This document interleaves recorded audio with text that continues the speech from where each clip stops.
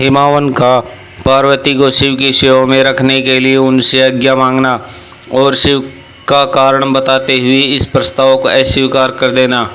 ब्रह्मा जी कहते हैं, नारद तदंतर शैलराज हिमावन उत्तम फल फूल लेकर अपनी पुत्री के साथ हर्षपूर्वक भगवान हर के समीप गए। वहां जाकर उन्होंने ध्यान प्राण त्रिलोकीनाथ शिव को प्रणाम किया और अपनी उद्धत कन्या को काली को हृदय से उनकी सेवा में अर्पित कर दिया। फल फूल आदि सारी सामग्री उनके सामने रखकर पुत्री को आगे करके शैलराज ने शंभु से कहा, भगवान, मेरी पुत्री आप भगवान चंद्रशेखर की सेवा करने के लिए उत्सुक है, अतः आपके आराधना की इच्छा से मैं इसे साथ लाया हूँ। यह मैं अपनी 2 सखियों के साथ सदा आप शंकर की ही सेवा में रहे।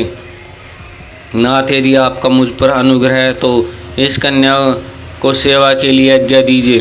तब भगवान शंकर ने उस पर मनोरथ करुणारूपी कन्या को देखकर आंखें मूंद ली और अपने त्रिगुणातीत अविनाशी परम तत्व उत्तम रूप का ध्यान आरंभ किया।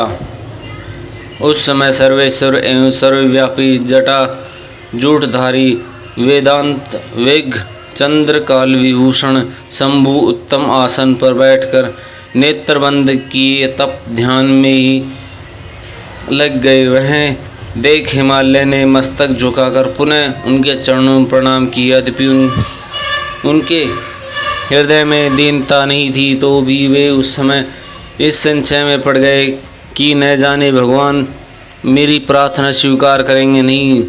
वक्ताओं में श्रेष्ठ गिरिराज हिमावन ने जगत के एकमात्र बंधु भगवान शिव के इस प्रकार कहा।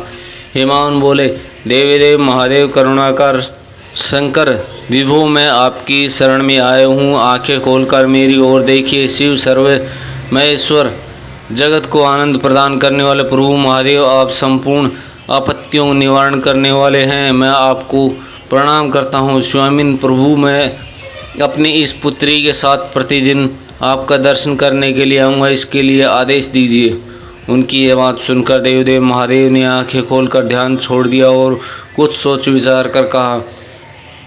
महेश्वर बोले, गिरिराज, तुम अपनी इस कुमारी कन्या को घर में रखकर ही नित्य मेरे दर्शन को आ सकते हो, अन्यथा मेरा दर्शन नहीं हो सकता। महेश्वर की ऐसी बात सुनकर शिव के पिता हिमावन मस्तक झुकाकर उन भगवान शिव से बोले, प्रभु भी हैं तो बताइए किस कारण से मैं इस कन्या के साथ आपकी सेवा योग्य नहीं है। फिर इसे नहीं लाने का कारण यह मेरी समझ में नहीं आता।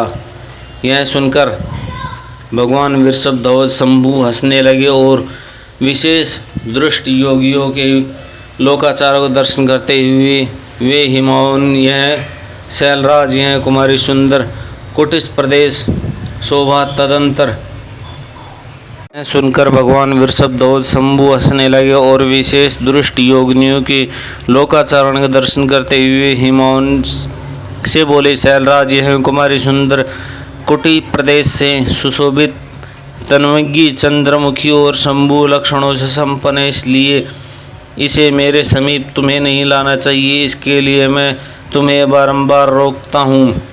वेदांत परंपरा वेदांत शारीरिक को माया रूपिणी कहा है। विशेष युक्ति स्त्री तो तपस्वी जनों के तप में विध्वन डालने वाली ही होते हैं। गिरिराज श्रेष्ठ, मैं तपस्वी योगी और सदा माया के निर्लिप्त रहने वाला हूँ। मुझे युक्ति स्त्री क्या प्रयोजन है। तपस्वियों के श्रेष्ठ आश्रय हिमालय हैं, इसलिए फिर तुम्हें ऐसी बात नहीं करनी चाहिए, क्योंकि वेदांत धर्म में प्रवीण ज्ञानियों में श्रेष्ठ और विद्वान हो। अचल राज, स्त्री संगम में मन में शीघ्र ही विषय वासना उत्पन्न हो जाती है, इससे वैराग्य नष्ट हो जाता है और वैराग्य न होने से पुरुष उत्तम तपस्या से भ्रष्ट हो जाता है। इसलिए शैल तपस्या को स्त्रियों का संग नहीं करना चाहिए, क्योंकि स्त्री महाविषय वासना की जड़ एवं ज्ञान वैराग्य का विनाश करने वाली होती है। ब्रह्मा जी कहते हैं, नारद, इस तरह की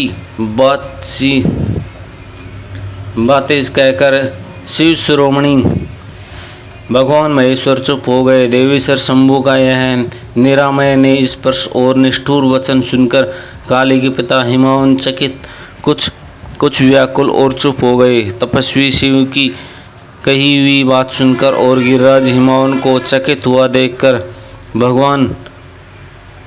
भवानी पार्वती उस समय भगवान शिव को प्रणाम करके विशद वचन बोली।